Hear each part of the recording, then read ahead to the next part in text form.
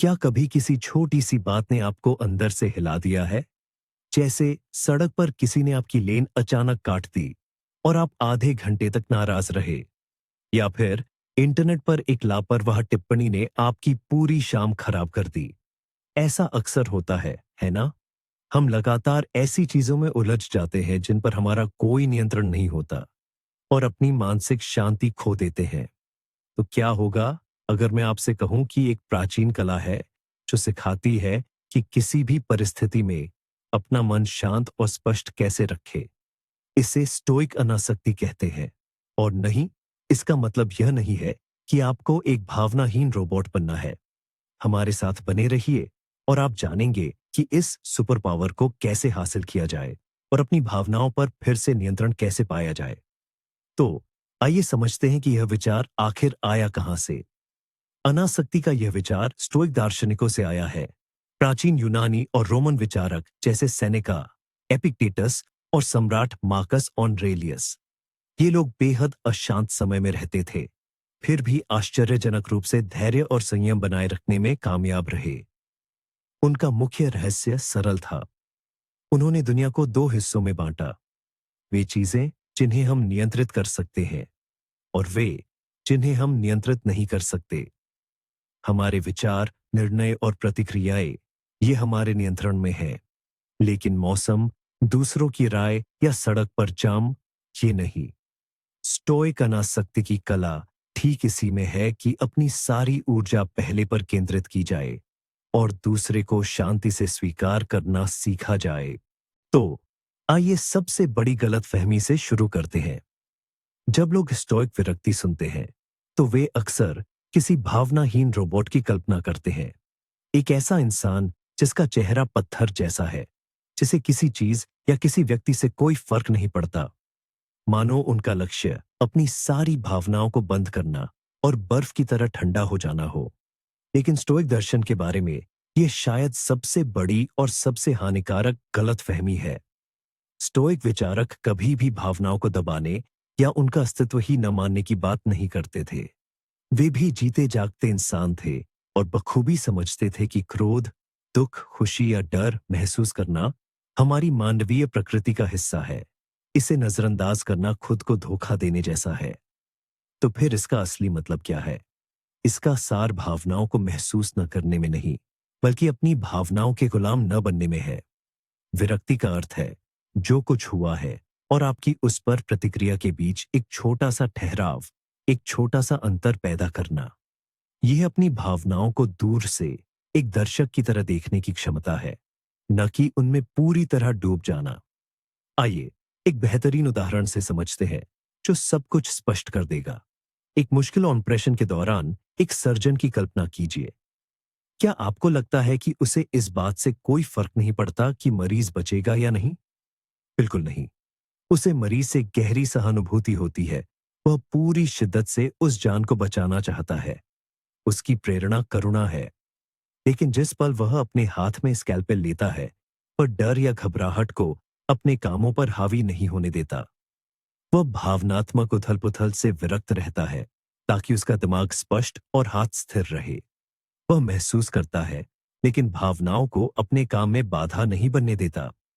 यही असली स्टोइक विरक्ति है। ये उदासीनता नहीं, बल्कि पेशेवर मानसिक स्पष्टता है। ये बुद्धि का चुनाव है, भावनाओं के आवेग के आगे झुकना नहीं। और इसी महाशक्ति को हम अपने अंदर विकसित कर सकते हैं। तो फिर ये सब कैसे सीखा जाए? अपनी आंतरिक शांति के सफर की शुरुआत कहां से करें? ये सब एक साधारण लेकिन अविश्वसनीय रूप से शक्तिशाली सिद्धांत से शुरू होता है। स्टोइक्स इसे नियंत्रण का द्वैत कहते थे। सुनने में थोड़ा वैज्ञानिक लगता है, लेकिन असल में यह बेहद सरल है। कल्पना कीजिए कि दुनिया की सभी घटनाओं और परिस्थितियों को दो काल्पनिक टोकरियों में बांटा जा सकता है। पहली छोटी टोकरी में हम वह सब कुछ रखते हैं जो पूरी तरह हमारे नियंत्रण में है। इसमें क्या क्या आता है? हमारी सोच, हमारे विचार और आकलन, हमारे द्वारा लिए गए निर्णय और घटनाओं पर हमारी प्रतिक्रियाएं। संक्षेप में यह हमारा पूरा आंतरिक जगत है और स्टोइक्स के अनुसार हमें अपनी ऊर्जा और ध्यान केवल इसी टोकरी पर केंद्रित करना चाहिए। दूसरी, बड़ी टोकरी में हम बाकी सब कुछ रखते हैं, यानी वह सब कुछ जो हमारे नियंत्रण में नहीं है, जैसे बाहर का मौसम, ट्रैफिक जाम, दूसरों की हमारे बारे में राय, उनके शब्द और कार्य, वह अतीत जिसे बदला नहीं जा सकता, और तो और हमारे कई प्रयासों का अंतिम परिणाम भी। और यही एक स्टोइक का मुख्य व्यावहारिक उपकरण है। क्रोधित होने, परेशान होने या चिंतित होने से पहले एक पल रुकिए और खुद से बस एक सवाल पूछिए, जो कुछ अभी हो रहा है, क्या वह पहली टोकरी में है या दूसरी में? क्या मैं इसे सीधे प्रभावित कर सकता हूं? यदि जवाब नहीं है, तो उस पर अपनी ऊर्जा खर्च करना ऐसा ही है जैसे बादलों पर चिल्लाना कि वे हट जाएं। यह व्यर्थ है और केवल आपकी शक्ति को क्षीण करता है। उस तीरंदाज के बारे में सोचिए जो निशाना लगाने की तैयारी कर रहा है। वह सब कुछ कर सकता है जो उसकी शक्ति में है। एक आदर्श धनुष चुनना, सीधी तीरें चुनना, घंटों तक अपनी मुद्रा और निशाने की सटीकता का अभ्यास करना।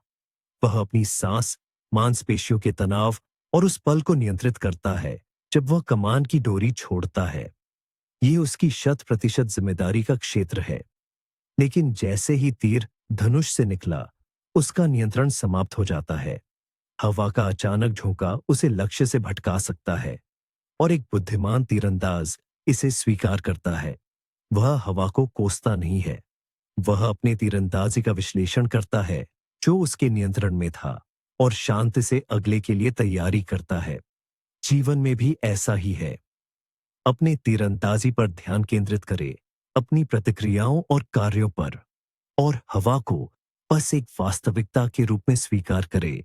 ठीक है, नियंत्रण की द्विविधता, डिकोटोमी तो समझ ली, पर तब क्या करें जब भावनाएं पूरी तरह से हावी हो जाए, जब कोई समस्या बहुत बड़ी, विकट और सब कुछ निगल जाने वाली लगे और तर्क बुद्धि काम करना बंद कर दे। ऐसे पलों के लिए स्टोइक विचारकों के पास एक और कमाल की तकनीक थी।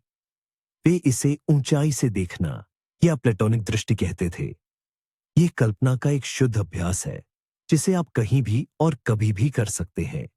ये इस तरह काम करता है, जिस क्षण आपको लगे कि आप गुस्से से उबल रहे हैं या चिंता में डूब रहे हैं, एक पल के लिए अपनी आंखें बंद करें और अब मानसिक रूप से उस स्थिति से उठ जाए। कल्पना करें कि आपकी आत्मा या आपका चेतन मन एक छोटे ड्रोन की तरह ऊपर उठ रहा है। पहले आप खुद को बाहर से देखें, मेज पर बैठे हुए, ट्रैफिक जाम में खड़े हुए, किसी से बहस करते हुए। फिर और ऊपर उठे, आप अपना कमरा, फिर पूरा घर, अपनी गली देखते हैं। ऊपर उठते रहे। अब आपको अपना पूरा इलाका दिख रहा है और फिर पक्षी की नजर से पूरा शहर, लाखों लोग, लाखों जीवन, हर किसी की अपनी चिंताएं और समस्याएं। पर रुके नहीं और ऊपर उड़े। अब आपको अपना पूरा देश दिख रहा है, फिर बादलों से घिरा महाद्वीप, और अंत में आप हमारा पूरा ग्रह देखते हैं, एक छोटी नीली सफेद गेंद जो अनंत गहरे काले अंतरिक्ष की खामोशी में अकेली तैर रही है। अब इस ब्रह्मांडीय ऊंचाई से अपनी समस्या के बारे में फिर से सोचने की कोशिश करें। उस तीखी इंटरनेट टिप्पणी के बारे में, उस धक्का मुक्की के बारे में जो किसी ने आपको मेट्रो में दी, उस छोटी सी बहस के बारे में।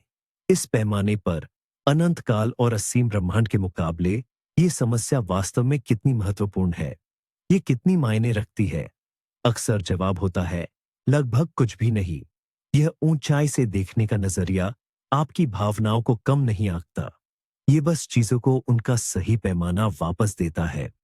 ये आपको वह बचाव वाली दूरी देता है जो अंदर के तूफान को शांत करने और खुद से कहने में मदद करती है, ठीक है, शांत हो जाओ। ये दुनिया का अंत नहीं है। ये तो बस एक छोटे से ग्रह पर एक छोटी सी बात है। आइए अब हम स्तवकों के एक और ऐसे तरीके की बात करते हैं जो शायद सबसे विरोधाभासी लगता है, लेकिन अविश्वसनीय रूप से प्रभावी है। लातिन में इसे प्रेमेडिटेशन मलोरम कहा जाता है। इसका शाब्दिक अर्थ है बुराई का पूर्व चिंतन या परेशानियों पर पहले से विचार करना। सुनने में ये काफी निराशाजनक लगता है ना? ऐसा लगता है जैसे ये निराशावाद और चिंता की ओर ले जाने वाला रास्ता हो। भला बुराई के बारे में पहले से क्यों सोचना? हम तो उल्टा इससे छुटकारा पाना चाहते हैं। लेकिन जैसा कि स्तवकों के साथ हमेशा होता है, इसमें एक अनोखी बात है। इस अभ्यास का लक्ष्य पहले से परेशान होना या लगातार डर में जीना नहीं है। इसका लक्ष्य है परेशानियों को सामान्य बनाना, उन्हें सदमे और अचानकपन की शक्ति से वंचित करना। तो ये काम कैसे करता है? हर सुबह या शाम बस कुछ मिनट निकाले और शांति से कल्पना करें कि आज या कल कुछ गलत हो सकता है, लेकिन इसे बिना घबराए एक दर्शक की तरह करें। उदाहरण के लिए, आज मुझे ट्रैफिक जाम की वजह से काम पर देर हो सकती है। किसी जरूरी काम से ठीक पहले मेरा कंप्यूटर हैंग हो सकता है। जिस व्यक्ति से मैं मिलने वाला हूं, वह मुलाकात रद्द कर सकता है। मुझे अन्यायपूर्ण आलोचना सुननी पड़ सकती है। इन परिदृश्यों को अपने मन में दोहराकर आप दो बहुत महत्वपूर्ण काम करते हैं। पहला, आप मानसिक रूप से प्लान बी तैयार करते हैं। अगर मैं ट्रैफिक जाम में फंस गया तो क्या करूंगा? ऑडियो बुक सुनूंगा या माता पिता को फोन करूंगा? अगर कंप्यूटर हैंग हो गया तो क्या करूंगा? शांति से रिस्टार्ट करूंगा क्योंकि मैंने 5 मिनट पहले ही डॉक्यूमेंट सेव किया था। और दूसरा, जो सबसे महत्वपूर्ण है, आप अपने दिमाग को झटकों से टीका लगाते हैं। जब कोई परेशानी सच में आती है, तो वह आपको अचानक नहीं चौंकाती। आपका दिमाग ओह नहीं, कितना भयानक कहकर घबराता नहीं है, बल्कि अधिक शांति से प्रतिक्रिया करता है। हाँ, मैंने सोचा था कि ऐसा हो सकता है। अप्रिय है, लेकिन जानलेवा नहीं। योजना के अनुसार काम करते हैं। सेनेका ने कहा था, जिसकी हमने पहले से कल्पना कर ली हो, वह कम चोट पहुंचाता है। यदि आप मानसिक रूप से सबसे बुरे के लिए पहले से तैयार हैं, तो जो कुछ भी उससे थोड़ा भी बेहतर निकलता है, वह आपके लिए एक सुखद बोनस होता है। इस प्रकार प्रीमेडिटेशन मालोरुम दुखों का साधन नहीं, बल्कि उनके खिलाफ एक शक्तिशाली कवच है। और यहीं पर सबसे महत्वपूर्ण और हैरान कर देने वाला मोड आता है, स्टोइक डिटैचमेंट, यानी परिस्थितियों से भावनात्मक रूप से अलग रहना। जीवन से भागने या उससे छिपने का कोई तरीका नहीं है। इसके बिल्कुल विपरीत, यह जीवन में सचमुच डूबने, उसे गहराई से जीने का एक माध्यम है। जब आप हर छोटी बात पर भावनात्मक रूप से प्रतिक्रिया देना बंद कर देते हैं, तो आपके भीतर अपार ऊर्जा का संचार होता है। इस ऊर्जा को आप उन चीजों पर लगा सकते हैं जो वास्तव में मायने रखती हैं। आपके लक्ष्य, आपके प्रियजन और आपका स्वयं का विकास। जब आप बाहरी घटनाओं की कठपुतली बनना बंद कर देते हैं, तो आप अपने जहाज के कप्तान बन जाते हैं। हाँ, भले ही बाहर भयंकर तूफान उमड़ रहा हो, लहरें किनारे से टकरा रही हों, लेकिन आपका हाथ पतवार पर मजबूती से टिका रहता है। आप अपने लक्ष्य को देखते हैं और हर लहर से विचलित हुए बिना शांति से अपने जहाज को उसकी ओर ले जाते हैं। स्टोइक डिटैचमेंट का मतलब जीवन में शामिल न होना नहीं है, बल्कि अराजकता और अनावश्यक शोर में शामिल होना बंद कर देना है।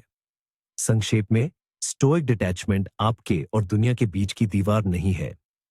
यह एक फिल्टर है जो केवल उन्हीं चीजों को अंदर आने देता है जो वास्तव में मायने रखती हैं, और सारे भावनात्मक शोर को बाहर छोड़ देता है। यह एक ऐसा कौशल है जो आपको अधिक सचेत, शांत और आश्चर्यजनक रूप से अधिक सुखी जीवन जीने में मदद करता है। यह वीडियो अंत तक देखने के लिए आपका धन्यवाद।